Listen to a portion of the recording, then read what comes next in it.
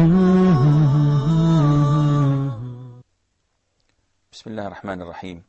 الحمد لله رب العالمين، وصلى الله وسلم وبارك على عبده ورسوله نبينا محمد وعلى آله وصحبه أجمعين. السلام عليكم ورحمة الله وبركاته. Today is the 17th of Ramadan, the second year of the Hijrah, when the Prophet ﷺ and the Muslims with him are meeting the non-believers in a decisive battle, the first major battle between truth and falsehood, between Islam and the pagans and those who were with them. They did not come requesting truth. They did not come except to avenge in arrogance and in falsehood. They came to kill the Muslims and to show them that they are insisting on associating others with Allah the Almighty and on defeating Islam. The Muslims had to fight, not for their lives, but for a just cause, to defend Islam, to defend Quran, and to defend the Prophet ﷺ. They were 314 men, lightly armed, while the mushrikun, while the polytheists were over 1,000, and they were heavily armed. The skirmishes began with a duel when Utbah and his brother Shaybah and the son of Utbah, Al-Walid, came out to fight. And the Prophet ﷺ sent 3 of his relatives, Ubaidah ibn al-Harith, Ali ibn Abi Talib, and Hamza ibn Abd al-Muttalib, to fight them, and they killed them. In seconds, 3 of the leaders of Quraysh were killed in front of the army, and then they could not withdraw themselves. They started to engage with the Muslim army. The Prophet ﷺ instructed his army not to draw their swords until they are at point-blank range. He instructed them to throw them with arrows so that they would kill as many as possible before physical contact. And this took place. And the mushrikun, the polytheists, started falling in numbers. And they were scattered left, right, and center, while the Muslims were all fighting in one united row against the forces of evil. One of the companions, his name is Ukasha ibn Muhsan, he had a sword in his hand, and whenever he fought with that sword, it broke. So he took another one, and a third one, and a fourth one. He went to the Prophet ﷺ, and the Prophet gave him a branch of a tree, and he shook it, and it became a steel sword second to none. And this is one of the miracles of the Prophet ﷺ. Of course, Ukasha ibn Muhsan is different than Abu Dujana. And Abu Dujana, Simak ibn Kharsha, is a different man. We're going to talk about him in the Battle of Uhud and about his bravery. But Ukasha ibn Muhsan, he is the famous Ukasha in the famous hadith in Arabic, where we know that the Prophet said, "Sabaqaka biha Ukasha." Ukasha was once at the Prophet ﷺ's gathering and the majlis, and he heard the Prophet say, ﷺ, that there will be 70,000 of my followers entering paradise without punishment and without questioning. And Ukasha immediately stood up and said, "O Prophet of Allah, pray to Allah that I may be among them." So he said, "You are among them." And this was not a grant or a gift from the Prophet ﷺ. He was told by Allah that Ukasha is among them. So another one stood up and said, "O Prophet of Allah, let me also be among them." He said, the Prophet, "Well, Ukasha took the lead, and he's the only one that I was ordered to give the glad tiding." This Ukasha ibn Muhsan fought at the cause of Allah not only on the Battle of Badr, but all throughout the battles of Islam, and he died 10 years later. Sheikh, we can say the Prophet ﷺ engaged in many battles. Does this also prove his mercy to mankind in the defense of Islam? Well, this is a manifestation of his mercy, sallallahu alaihi wasallam. He was not ordered to kill everyone, and he did not kill everyone.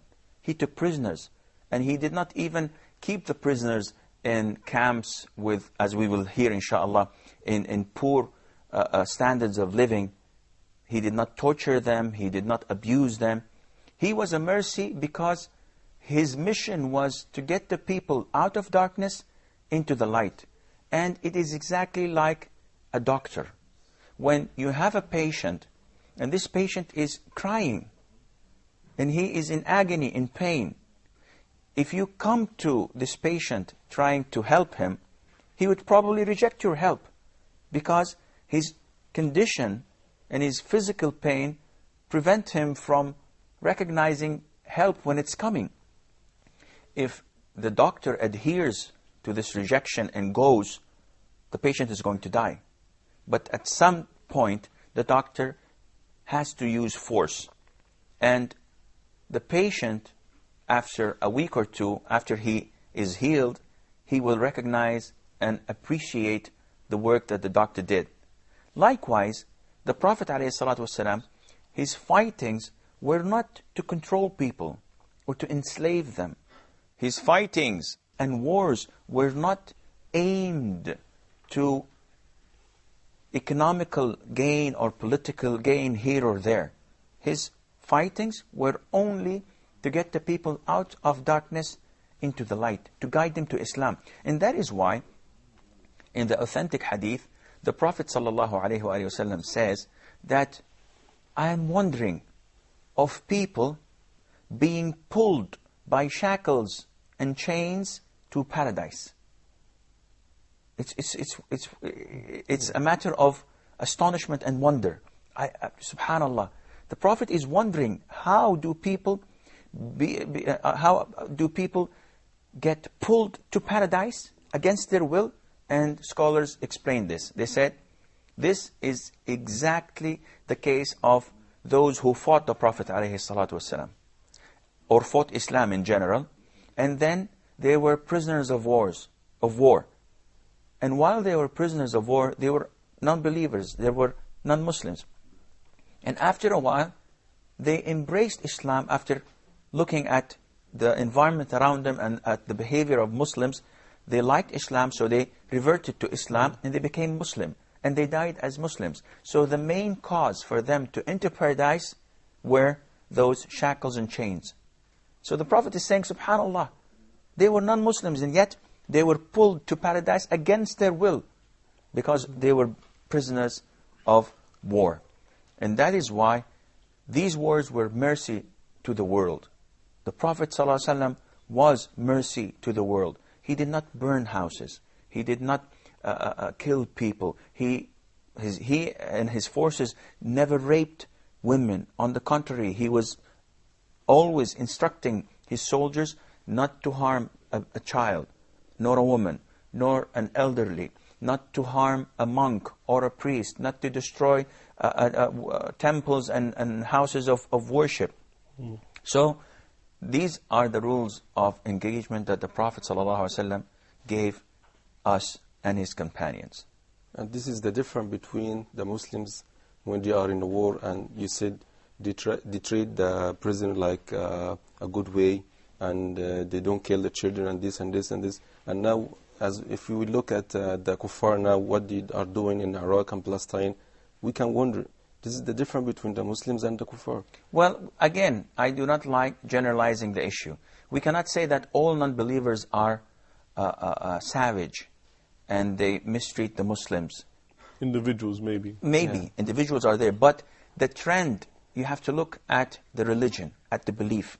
Our religion and our belief talks to us and tells you, you're not allowed to do this. Now, if there's an individual who claims to be a Muslim and does otherwise, he should not be or Islam should not be responsible for his action. Likewise, we cannot blame the Christians for atrocities because their religion does not call them to be so violent and to do such unlawful things. But again, it does, what the brothers, it does seem like the war has many fronts, because if the Muslims, for example, one individual does something which Islam does not appreciate or promote him, then Islam together is with his bad action. But, for example, in Palestine or some actions of some Western soldiers or anywhere in the world, their religion is not highlighted with this. So it does have a...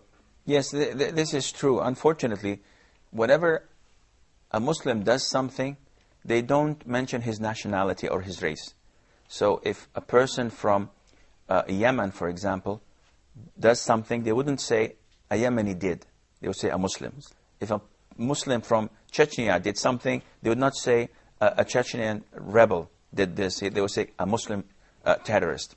But whenever an American or a Britisher or European or an Indian or a Chinese who is a non-Muslim does something, or even an Israeli, you would never hear someone say a Jew did this. Like Goldstein, when he went into the mosque where the Muslims were praying, and he started shooting 30 or 40 dead of them while praying Fajr, morning prayer.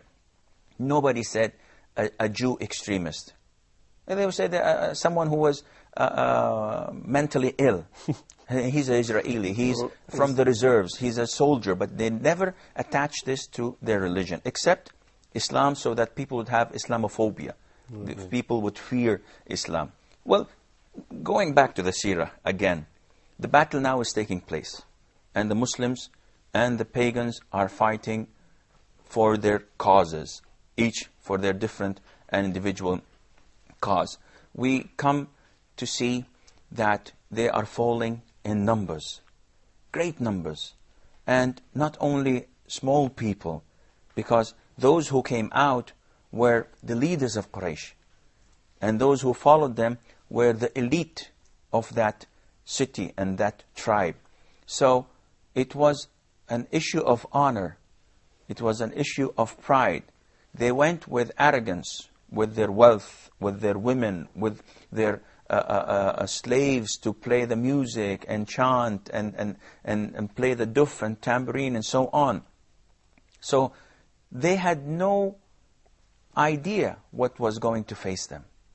So the minute they started seeing people fall down, they started to scatter here and there. They just wanted to flee the battlefield.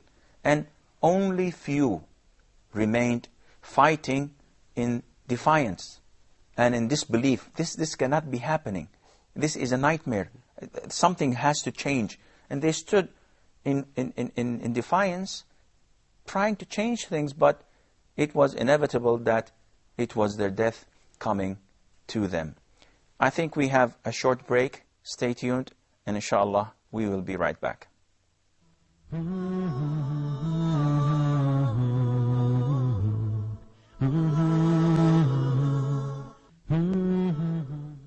Assalamu alaikum wa rahmatullahi wa barakatuh. Just before the break, we were talking about the many deaths in the polytheist soldier and army. And among the very prominent ones was, of course, Abu Jahl, Amr ibn Hisham. His name was Abu al-Hakam, and which means that the father of Al-Hakam, or the wisdom, or the wise one. And it was changed to Abu Jahl, the father of ignorance, because of him rejecting Islam.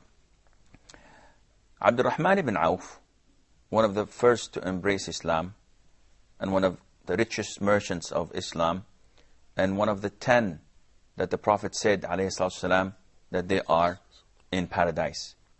He says, and he's reporting what took place on the day of Badr, I was in the row, and to the left and right of me, there were 2 youngsters. They were about 17, 18 years old.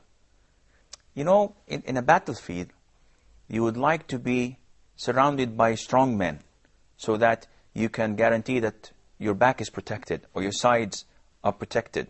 But when you're surrounded by weak people, then you have to pay attention to the 4 directions around you. And it's the sword and the spear that you're fighting with. So he didn't like this. He wasn't at ease because of these 2 youngsters beside him. He said, what are they going to do? So one of them whispered in his ear, the one on his right. He said, "Uncle, do you know Abu Jahl?" So he told him, "Yes, I do." "Why?" He said, "Well, I heard that he harmed the Prophet ﷺ, he slandered him, and he used to abuse him when he was in Mecca. And I swore by Allah, if I see him, if I set eyes on him, I'm going to slaughter him." And the other one on his left whispered again. He didn't want his friend to hear.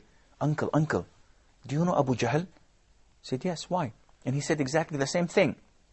So when they said this, he felt relieved. He said, "Well, now I'm between 2 great warriors with a target, with an ambition that is second to none." So he was at ease. And when the fight began, they were fighting. And the minute he saw Abu Jahl on his ride, he told them, "This is Abu Jahl, go and get him." Immediately, one of them jumped at him and chopped his leg off. And that was Mu'adh ibn Amr ibn al-Jamuh. May Allah be pleased with him and with his father. His father, by the way, is Amr ibn al-Jamuh, who used to limp. And his story will come to us on the Battle of Uhud. He was an old man. And his sons would not allow him to go to Badr. Said, "No, you're an old man and you are limping. One of your knees is not functioning. So you stay, you cannot fight." And this guy fought until he died on the Battle of Uhud, and he is in Jannah, as we are told by the Prophet ﷺ. So his son, Mu'adh ibn Amr ibn al-Jamuh, he chopped off the leg of Abu Jahl. His son, Ikrimah ibn Abi Jahl, chopped off his hand, his arm. And they went elsewhere, engaging in other fights. Imam al-Dhahabi in Siyar A'lam al-Nubala tells us that Mu'adh is saying about himself, "I fought the rest of the day with my hand dangling with a sort of skin, part of the skin. And I kept on fighting and fighting and fighting, but when I felt that it's a hurdle, an obstacle in my way, I just put my foot on it and, cracked it out." It annoyed him. It annoyed him. Yeah. And then he fought the rest of the day with one arm. Al-Dhahabi says that, by Allah, this is bravery. Not someone with a thorn or a needle gets into him, he starts to cry and shout and moan. The other one was Mu'awwadh ibn al-Afra. And he also had to hit Abu Jahl and wound him severely, and he died in the battle also of Badr, as one of the reports say. Both of the youngsters were both killed also? No. Mu'adh lived. And the other one of the reports say that he lived, and the other say no, he was a martyr in the battle of Badr. Actually, they themselves did not kill Abu Jahl, but they wounded him severely, and he fell on the ground. And the one who killed him was Abdullah ibn Mas'ud. Abdullah ibn Mas'ud was one of the companions of the Prophet ﷺ, one of the close one of the Prophet ﷺ. And he narrated lots and lots of hadiths, because he was close to the Prophet, and he used to carry his sandals, and he used to serve the Prophet ﷺ. He was a shepherd in Mecca at a very early time. And we are also told that Abdullah ibn Mas'ud was so thin to the extent that the companions used to laugh of his thinness. In one hadith, the Prophet asked him to get something from a tree. So he climbed up the tree, and while he was up in the tree, the companions were almost on their back laughing. So the Prophet said, "What are you laughing for? The Prophet of Allah, look at his legs, it's like," this is from my side, not from the hadith, "it's like billiard cue sticks. It's so thin, it's so funny. the Prophet ﷺ corrected the way they look at things. Don't be deceived by how things look. He told them that they are thin, but by Allah, they are heavier at the side of Allah than the mountain of Uhud. Because they carry a man of faith and belief. Abdullah ibn Mas'ud was very tiny, but with a very strong heart. He saw Abu Jahl lying on the floor. And Abu Jahl used to beat him and used to torture him and used to mock out of him. That was in Mecca. That was in Mecca, of course. The hadith tells us that when he saw him, he told him, "Are you Abu Jahl?" And Abu Jahl looked at him in his wounds and said, "Are you the shepherd?" So he remembered him. So he told him, "By Allah, you are disgraced by the swords of Allah." And he said, "Well, what do you have to blame me?" Still in defiance while dying. SubhanAllah. What do you blame me for? My people killed me. So what's wrong in that? I was killed in the battlefield. So the hadith said he climbed his chest just to, show you how big Abu Jahl was and how tiny Abdullah ibn Mas'ud. He climbed over his chest. The guy was lying on the ground. And he held his head and he chopped his head off. This was the end of Abu Jahl. Also, one of the leaders of Quraysh was Umayyah ibn Khalaf. As we know, Umayyah ibn Khalaf was a vicious leader. He used to torture. Do you remember? The early days, the early slaves? Yes. Who in particular? Bilal. Bilal. The Abyssinian slave. The only one who would not give in. All the companions who were tortured, as Ammar ibn Yasir, may Allah be pleased with him, and with his father Yasir, says that they all gave in. After being tortured, they said, "Okay, we don't like Islam, we don't like Muhammad sallallahu alaihi wasallam, we don't like the Quran." And this was okay, because it was revealed in the Quran. Ammar ibn Yasir once came to the Prophet crying. So he said, "Ammar, what's wrong?" And we know that Ammar's mother was the first martyr in Islam, Sumayyah. She was also a slave, and she was killed, and the killer was Abu Jahl himself. He put a spear into her and killed her while being tortured. So Ammar ibn Yasir, who was also used to be tortured with his father, with his mother, came crying to the Prophet in Mecca once. And the Prophet told him, "What's wrong?" So he said, "O Prophet of Allah, they kept on torturing me until I was out of my mind, and I had to say something bad about you." And this is blasphemy. If you say something about the Prophet ﷺ to a Muslim, this is blasphemy. And that is why when they made these cartoons mocking of the Prophet ﷺ, it was outrageous for the Muslims. Yet we do not approve of any of the demonstrations or of the violence that took place or any of the killings, because as Muslims we know that our Prophet is above all of these things. Yet we know that the non-Muslims will keep on doing this forever. So we should not go down to their level. The Prophet ﷺ is praised. His name is Muhammad, the praised one. And that is why the Prophet, whenever the Jews and the non-Muslims used to curse him and say and give him names, he used to tell his companions, "Subhanallah, they are cursing and slandering someone, his name is praised." And this is throughout the year, throughout the whole world, and throughout time, that the Prophet ﷺ's name is always exalted and high. It's mentioned 5 times a day, everywhere in the adhan. When you say, "I testify that there is no God but Allah, and that Muhammad is His messenger," sallallahu alaihi wasallam. So Ammar ibn Yasir went and said, I'm sorry, he's crying, he's in tears. "They tortured me so bad, I had to say something bad about you." What was the reaction of the Prophet ﷺ? He told him, "How do you find your heart? Okay, you spoke about me in a bad sense, but what was your intention? What's inside of your heart?" He said, "Oh Prophet of Allah, I'm a believer. I'm a faithful man. I believe in you. I love you. My heart is calm with tranquility and the belief of Islam." So the Prophet tells him, "If they go back to torture you, go back to saying what you said about me. You have you have the permission to do so. So Umayyah ibn Khalaf used to torture Bilal, and Bilal was the only one who would not give in. Everybody else did what Ammar did, except Bilal.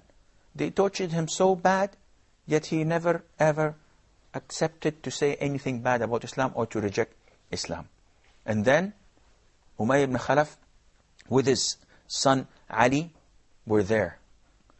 Abdurrahman ibn Auf, who was also, we spoke about earlier, gathered the shields of those whom he killed. And in Islam, if you kill someone, you have the right to take his belongings. So these shields mean money to these poor Muslims. So he was having these shields, and he met Umayyah ibn Khalaf hiding in the midst of the fighting. So he said, Abdurrahman, you know that I'm a very wealthy man, so as a prisoner, I'm much better for you than these shields. Leave these shields and take me as a prisoner, and I'll pay you whatever you want.